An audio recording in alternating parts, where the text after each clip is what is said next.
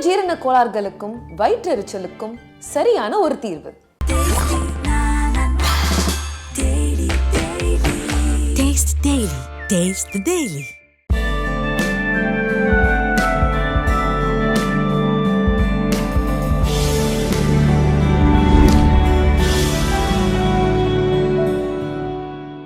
ஜெயா டிவியில் பணியாற்றிய போது எப்போவாவது ஜெயலலிதாவை தனியாக சந்தித்து பேசக்கூடிய வாய்ப்பு அமைஞ்சதா உங்களுக்கு? இல்லை, அவங்களா கால் பண்ணி இந்த மாதிரி மீட்டிங்ஸ் கண்டக்ட் பண்ணால் மட்டும்தான் நம்ம போக முடியும். போயஸ் கார்டனில் இருந்த டைமில் நாங்கள் இந்த தீபாவளி டைம்லாம் அவங்க ஃப்ரண்ட்டில் உட்காந்து செலிப்ரேட் பண்ணுவாங்க அவங்களோட அந்த போர்ட்டிகோ இதில். அப்போ நாங்கள் இங்கே மாடியில் போய் அங்கேருந்து அவங்கள பார்க்குறது இருப்போம். ஸோ அப்போவும் வந்து அவங்களும் அதை கை காட்டி என்ஜாய் பண்ணியிருக்காங்க. அந்த மாதிரி தான் பார்த்துருக்கோமே தவிர அவங்கள டைரெக்டாக போய் ஆனால் பார்க்கணுன்னு கேட்டால் நம்ம போய் பார்த்துருக்கலாம். எனக்கு இதில் இன்னொரு definitely I must share this.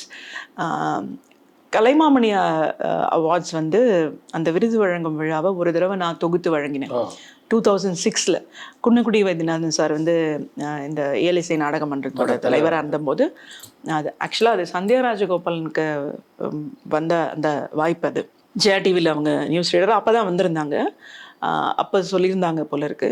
அவங்க ஏதோ ஃபாரின் போகிற டைமோ என்னமோ வரும்போது அந்த வாய்ப்பு வந்து எனக்கு கிடச்சிச்சு. ஜெயா டிவியில் நிறைய பேர் இருக்காங்க, பட் இருந்தாலும் வந்து என்னோட பேர் வந்து அங்கே முன்மொழியப்பட்டது ரொம்ப சந்தோஷமான ஒரு விஷயமா எனக்கு இருந்தது.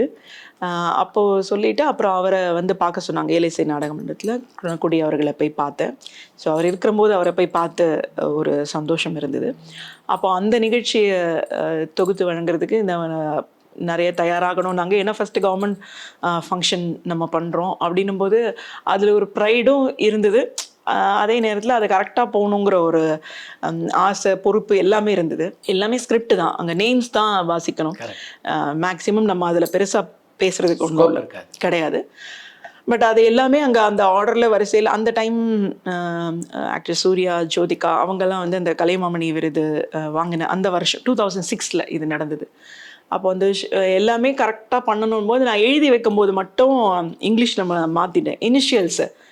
இப்போ நம்ம எல்லாமே இனிஷியலை நம்ம கரெக்டாக சொல்லலைன்னா என்ன பண்ணுறதுங்கிறதுக்காக அதை மட்டும் கேட்டு வாங்கினேன். அது தவிர முன்னாடி பேசுகிறது என்னன்னு எழுதிட்டோம். இட் வெண்ட் வெல், எல்லாம் முடிஞ்சுது. அப்போது மேடையில் CV சண்முகம் சார் இருந்தாங்க, மேடம் இருந்தாங்க, இங்கே எல்லாரும் முடிஞ்சாச்சு. நம்ம இப்படி பின்னாடி பேக் காமிச்சிட்டு நிற்க வேணாமேன்றதுனால நான் இப்படி திரும்பி எனக்கு நின்றுருந்தோம். அவங்க கிளம்பி அவங்களோட என்ட்ரன்ஸ் பின்னாடி வழியாக ஒரு இதில் அவங்க போவாங்க. பட் போகிற ஒரு செகண்ட் வந்து ஒரு நிமிஷம் இருந்து ரொம்ப நல்லா பண்ணமா நீ, காட் பிளெஸ் யூ. நாங்கள் அது எதிர்பார்க்காத ஒரு மூமெண்ட். எனக்கு ரியாக்ட் பண்ண கூட தெரியல. கிட்ட போகணுமா, காலில் விழுந்து எனக்கு எதுவுமே தெரியல. I was so blank. Thank you madam மட்டும் சொன்னேன். அது சொல்லிவிட்டு அவங்க அப்படி போயிட்டாங்க. அது நார்மலாக யார் பண்ணியிருந்தாலும் கொடுக்குற அக்னாலஜ்மெண்ட்டாக இருக்கலாம். பட் அது எனக்கு கிடைச்சதுல எனக்கு அவங்கள ஐயோ அண்ணா நம்ம இப்படியே பார்த்துட்டு நிற்கிறோம், ஒருத்தங்க அப்படி போயிட்டே இருக்காங்க, திரும்பி நீ நல்லா பண்ணமான்னு சொல்லும்போது ரொம்ப ப்ளஷ். அது நிஜமாக அந்த மூமெண்ட் மறக்கவே முடியாது. அந்த காலகட்டத்தில் ஒரு அரசியல் தலைவியாக ஜெயலலிதா எந்தெந்த விஷயங்களில் உங்களை ஆச்சரியப்படுத்தியிருக்காங்க?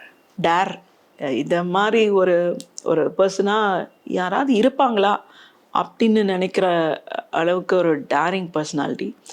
தப்பாக இருந்தாலும் சரி, சரியாக இருந்தாலும் சரி, ஒரு விஷயம் எடுத்தால் அதோட எண்டு வரைக்கும் போகணுங்கிறத வந்து அவங்க ப்ரூவ் பண்ணவங்க. அதுக்கு முன்னாடியெல்லாம் பார்த்தீங்கன்னா இதுக்கு மேலே வரவே முடியாது, பூமியில் ஆழத்தில் புதஞ்ச மாதிரியான ஒரு நிலைமையிலேருந்து வரும்போது அப்படி ஒரு விஸ்வரூபமாக திரும்பி வந்தது. அதெல்லாம் வந்து சில பேருக்கு தான் அது சாத்தியம். ஏன்னா எவ்வளோ being a women it is very very dangerous. அந்த நம்ம ஃபுல்லாக ஒரு மேல் டாமினேட்டட் சொசைட்டியில் விமன் எம்பவர்மெண்ட்டே கஷ்டம். அண்டு பீயிங் தி பர்சன் அப்படின்னு வரும்போது அதுக்கு ஒரு தனி தைரியம் வேணும். அந்த தைரியம் வந்து அவங்கள பார்த்தா எனக்கு எப்பயுமே ஒரு மெஸ்மரைசிங் தான். இவ்வளோ சௌரியமாக ஜெயா டிவியில் இருந்த நீங்கள் அங்கேருந்து நினச்சேன் சார் இந்த கேள்வியே நம்ம பேசுகிறோமே வித்யா, இதை கேட்டுற போகிறாரே, இவ்வளோ இருந்துட்டு உனக்கு ஏண்டி அங்கேருந்து இங்கே. கரெக்ட் தான். நான் எனக்கு உள்ளுக்குள்ளே ஏதோ ஒரு கோவம் இருந்தது. நம்ம சேனல் பில்ட் பண்ணுறதுக்காக நிறைய ஒர்க் பண்ணியிருக்கோம். நான் மட்டும் இல்லை, அந்த ஒரு டீம் ஆஃப் பீப்புள் இருந்திருக்கோம். அப்போது கேபி சுனில் சார் வைஸ் பிரசிடெண்ட்டாக இருந்தார். அவரே வந்து நியூஸ் ரீடர்ஸ்கிட்ட பேசும்போது ஸ்கூல் காலேஜஸ்லாம் பேசும்போது யாரை உங்களுக்கு தெரியும்னு கேட்டால் இவங்க பேரை சொல்லுவாங்க. ஸோ மற்ற நியூஸ் ரீடர்ஸரும் அந்த மாதிரி உங்களுக்கு ஒரு ஐடென்டிட்டியை க்ரியேட் பண்ணிக்கணும். அப்போ புதுசாக வந்தாங்கன்னா அவங்க ஏதோ ஒரு விஷயத்தை க்ரியேட் பண்ணியிருக்காங்கல்ல எங்கள் ஜென்ரேஷன் சொன்னாங்க. அது எனக்கு ரொம்ப சந்தோஷமான ஒரு மொமெண்ட்டாக தான் இருந்தது. மற்றவங்களுக்கெல்லாம் கூட கொஞ்சம் காசிப்பாக இருக்கலாம், என்னடா இவங்கள சொல்கிறாங்களேன்னா, அப்போ நம்ம ஏதோ ஒரு அடையாளத்தை க்ரியேட் பண்ணியிருக்கோம். அது இருக்குது. அப்போது ஒரு ஸ்டேஜ்க்கு அப்புறம் சேனல் 8 வருஷம் ஆனதுக்கப்புறமா செலிப்ரிட்டி நியூஸ் ரீடர்ஸ் உள்ளூரை எடுக்கிறாங்க அப்படின்னு வரும்போது ஒரு சின்ன ஒரு recognition by means of money அவங்க வந்து இன்க்ரீஸ் பண்ணியிருக்கலாமோ என்னமோ அப்படிங்கிறத நாங்கள் நிறைய கேட்டுட்டு இருந்தோம். அப்போ பண்ணல அப்படின்னும் போது அந்த ஒரு ஃபீல் இருந்தது. பட் எனக்கு அதில் பெருசாக இல்லை, ஏன்னா நான் இதை தாண்டி இன்னொரு ப்ரோக்ராமும் பண்ணுறேன். எனக்கு சேனல் அதை கொடுக்க தான் செஞ்சிச்சு. பட் நிறைய பேருக்கு அந்த ஒரு ஃபீல் இருந்தது. அதை நாங்கள் போய் பேசணும் போது அது எதுவும் சொல்லலை. பட் நானும் வந்து இம்மீடியட்டாலாம் எஸ் சொல்ல. இப்போ ஒரு செப்டம்பரில் இந்த சேனல் ஸ்டார்ட் பண்ணாங்க, ஃபெப்ரவரியிலேருந்து எங்கிட்ட பேசுகிறாங்க. ஃபெப்ரவரி, மார்ச், ஏப்ரல், இந்த ஜூன் வரும்போது திருப்பி நம்மகிட்ட ஒரு சைக்காலஜி கூட சொல்லுவாங்க பாருங்கள். நீங்கள் வந்து ஒருத்தர்கிட்ட ஒரு 7 தடவைக்கு மேலே நீங்கள் நோ சொல்ல முடியாது அப்படின்வாங்க. That is one psychology. நம்ம ஒருத்தர் திருப்பி நம்மளை அப்ரோச் பண்ணிட்டு இருக்கார், நீங்கள் எவ்வளோ ஸ்டெபானா நோ நோ நோ நோனாலும் ஒரு 7 தடவைக்கு அப்புறம் பார்த்தீங்கன்னா வை நாட் அப்படின்ற ஒரு தாட் வரும் அப்படின்னு சொல்லுவாங்க. பட் தட்ஸ் ப்ரூவன் ஃபேக்ட் தான் நினைக்கிறேன் நான். லைஃப் எக்ஸ்பீரியன்ஸில் ஐ ஹேட் எக்ஸ்பீரியன்ஸ் தட். அப்போது சொல்லும்போது சார் எவ்வளோ பேமெண்ட் இருக்கும் சார் ஒரு இதுக்கு அப்படின்ற மாதிரி சொன்னேன். நீங்கள் எஸ் சொன்னீங்கன்னா இங்கே நம்ம நேரில் வந்து பேசலாம் அப்படின்னாங்க. அப்போ வந்து சரத் ரெட்டி சார் வந்து கால் பண்ணுறாங்க. சீஃப் எடிட்டர் தான் கால் பண்ணார். அங்கே இன்னொரு நியூஸ் ரீடர் சுப்பிரமணியம்னு ஒருத்தர் இருந்தார். அவர் மூலமாக டாயல் சார் கால் பண்ணாங்கன்னு சொல்லி தான் எனக்கு கூப்பிட்டாங்க.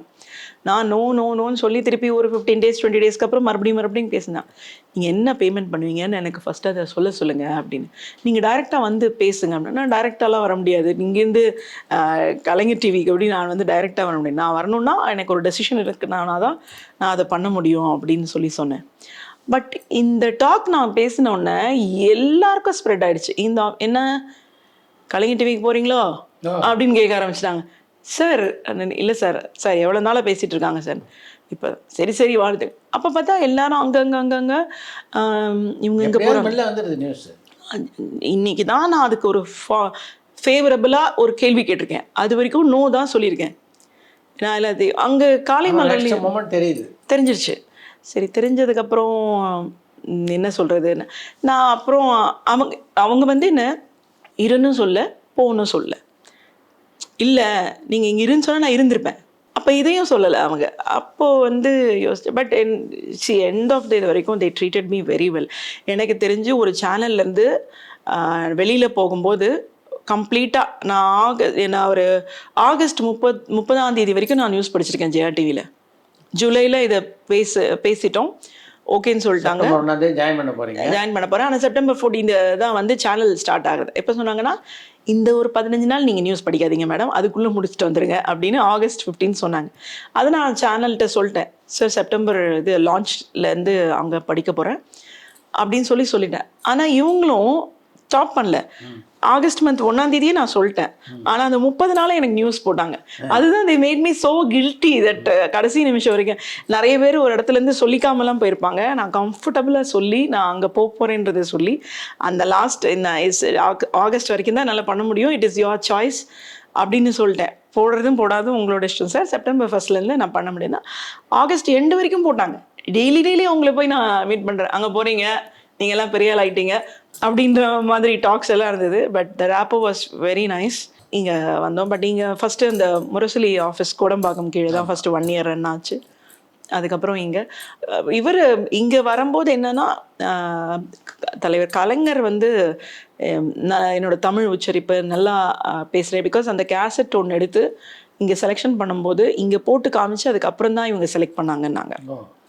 ஸோ அப்போ அவங்க வந்து அந்த பீரியடில் நம்ம ஒரு மதித்து ரெக்கக்னிஷன் இருந்ததுன்றது எனக்கு அங்கே ஒரு சந்தோஷமான மூமெண்ட்டாக இருந்தது. நிறைய டீம் அதுக்கப்புறமே கொஞ்சம் மாற ஆரம்பிச்சது. அதுக்கப்புறம் நிறைய சேனல்ஸ் வர ஆரம்பிச்சது. பட் நம்ம ஒரு ரெக்கக்னைஸ்ட் எல்லார் மைண்ட்லேயும் ஒரு நியூஸ் ரீடராக நான் இதெல்லாம் நினச்சிருக்கேன். நம்ம படிக்கிற போது பார்த்த சந்தியா ராஜகோபாலன், ஃபாத்திமா மேடம், சோபனா ரவி இவங்களோட பேர் தெரிகிற அளவுக்கு அடுத்த ஜென்ரேஷனில் எவ்வளோ பேர் தெரியும்னு தெரியல. அப்புறம் ரத்னா, நிர்மலா பெரியசாமி இவங்க தெரிஞ்சாங்க. மேல் ரீடர்ஸ் கொஞ்சம் பேர் தெரிஞ்சாங்க. இவங்க டேபிள்குள்ளே நம்மளையும் கொண்டு போயிட்டாங்க நியூஸ் ரீடராங்கிறதுல வந்து இன்னும் ரொம்ப சந்தோஷம். ஒரு 24 years ஆஃப் அந்த கெரியர் வந்து எனக்கு ரொம்ப ஹெல்ப்ஃபுல்லாக இருந்தது. ஏன்னா எல்லா இடத்துலையும் தெரியும். நான் ஒரு முன்னார் ஒரு வெக்கேஷனுக்காக போயிருந்தேன் லாஸ்ட் இயர். அங்கே நீங்கள் தமிழ் செய்தி வாசிப்பாளர் தானேன்னு கேட்குறாங்க. அவங்க தமிழ்காரங்களான்னு பார்த்தா இல்லை. நான் எல்லா இடத்துலையும் இப்போ நான் பாண்டியன் ஸ்டோர் சீரியல் வந்து என்னை ஒரு வேறு லெவலில் ரீச் கொண்டு போயிருக்கு. எல்லா இடத்துலையும் தெரியறது. எவ்ரிபடி நோஸ் அந்த கேரக்டர் மீனாவோட அம்மா தானே அப்படின்னு கேட்பாங்க. இதுக்கெல்லாம் நிறைய ஃபோட்டோஸ் எல்லாரும் எடுத்து நான் போயிருக்கேன். ஆனால் எங்கேயோ ஒரு இடத்துல நம்மள நியூஸ் ரீடராக இன்னும் ரெக்கக்னைஸ் பண்ணி பேசுகிறாங்க. இம்பாக்ட் இருக்கு, இன்னும் இருக்குது. நான் விட்டுட்டேன். ஆஃப்டர் கோவிட் நியூஸே இல்லை, ஒன்லி இதுதான். ஆனாலும் வந்து அந்த ரெக்கக்னேஷன் இன்னும் இருக்குது. ஆனால் எனக்கு வந்து நியூஸ் வந்து ஒரு சுவாசம் மாதிரி தான் சொல்லுவேன். இன்றைக்கும் எனக்கு நியூஸ் ரீட் பண்ணுறதுக்கு ஒரு ஆப்பர்ச்சுனிட்டி கொடுத்தா ஐ ப்ரிஃபர் டூயிங் தட். எனக்கு அது ஒரு அப்படி ஒரு இது ஆமாம் இருக்குது, இன்னும் இருக்குது. இந்த செய்தி வாசிக்கிறத பொறுத்த வரைக்கும் தொலைக்காட்சிக்கு ஏதாவது வேறுபாடுகள் இருக்கா? எல்லாம் ஒன்று தான். இப்போ எல்லாம் ஒன்றா தான். ஏன்னா லைவ் இப்போ எல்லாரும் பண்ண ஆரம்பிச்சிட்டாங்க. அது இல்லைன்னா நம்ம அந்த டிஃப்ரென்ஸ் சொல்லலாம். நம்மளுக்கு ஸ்ட்ரெயிட்டாக இருக்கும். நம்மளுக்கு இயர்ஃபோன் போட்டிருப்போம். அங்கேருந்து கண்டக்ட் பண்ணுறவங்க ப்ரோக்ராம் நம்மளுக்கு கமெண்ட்ஸ் கொடுத்துட்ருப்பாங்க. அதுதான் நம்ம பண்ண போகிறோம். இப்போ நிறைய நியூஸ் புதுசாக வருது. இப்போது வாய்ஸ் ஓவரும் நிறைய. இப்போல்லாம் வந்து நியூஸ் நீங்கள் ஒரு 12 hours ஒரு ஜாப் மாதிரி தான் ஒர்க் பண்ண வேண்டியிருக்கு. இப்போ இருக்கிற நியூஸ் ரீடர்ஸ் எல்லாருமே ஒரு ஃபுல் டைம் ஜாபாக எடுத்துக்கிற மாதிரி தான் இருக்குது. அவங்களே வந்து வெளியில் பைட்ஸ் எடுக்க போகிறாங்க, வாய்ஸ் ஓவர் கொடுக்குறாங்க, ஒரு நாள் டெஸ்கில் உட்காந்து நியூஸ் படிக்கிறாங்க. முன்னாடி நியூஸ் ப்ரெசென்டர்ன்றது வந்து அப்படி இல்லை. ரிப்போர்ட்டர்ஸ் வேறு செப்பரேட், ரீடர்ஸ் ப்ரெசென்டர்ஸ் செப்பரேட். ஆனால் இப்போ வந்து எல்லாரும் எல்லாமே பண்ணணும் அப்படிங்கிற மாதிரி அந்த ஃபார்மேட்டே வந்து இப்போது மாறிடுச்சு இப்போ இருக்கிறது. அதுதான் வந்து இப்போது. ஆனால் சேனல் டு சேனல் இப்போ எல்லாருமே இதை தான் ஃபாலோ பண்ணி ஆகணும். ஒரு நியூஸ் ஆங்கராக வரணும் அப்படின்னா நான் இன்னமும் சொல்லுவேன், நீங்கள் படிக்கிறது எங்கேயோ இருந்து கேட்குறவனுக்கும் புரியணும்னு. ஆனால் இப்போது அதெல்லாம் வந்து நம்ம சொல்ல முடியாது. ஏன்னா பார்த்தா கூட நிறைய நேரத்தில் புரிய மாட்டேங்குது.